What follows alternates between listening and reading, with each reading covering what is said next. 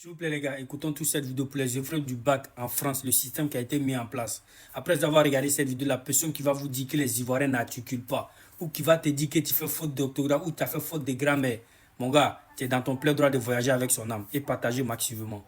La grammaire et l'orthographe deviennent secondaires. Jean-Paul Brigelli, en fait, on accepte tout et n'importe quoi maintenant. Presque 13 de moyenne à l'écrit en français et pas tout à fait 14 à l'oral. C'est extraordinaire quand on pense que pendant toute l'année, ils ne savaient pas orthographier, ils ne savaient pas écrire, ils ne savaient pas qu'on mettait des majuscules en début de phrase. On a remonté les notes comme il fallait. Ils auront le bac qui, en soi, ne leur sert à rien puisque Parcoursup a déjà décidé de ce qu'ils feraient en terminale. Les profs eux-mêmes sont pas particulièrement bons. Les profs eux-mêmes ignorent tout de la grammaire, tout.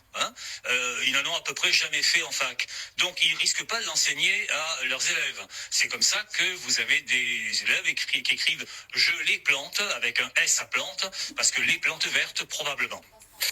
La langue française en soi n'existe plus. Il n'y a plus qu'une langue créole qui est faite d'improvisation orale. Et c'est ça qui est la vraie vie.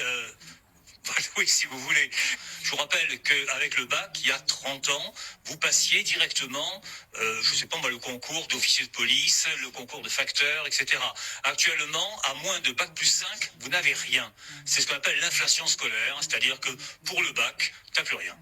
C'est la faute à qui, Jean-Paul Brigelli? Est-ce que c'est la faute des élèves qui sont moins bons, moins compétents qu'avant, ou c'est la faute aussi des professeurs à qui on demande justement plus de bienveillance? Il y a un exemple, par exemple, pour le bac français, ils disent qu'il faut noter que la fin de la lecture à l'oral, parce qu'au début, l'élève il peut être un petit peu stressé, donc ça sert à rien de le noter sur le début de son texte à l'oral. Faut pas non plus attendre de l'élève des problématiques. C'est la faute à qui, Jean-Paul?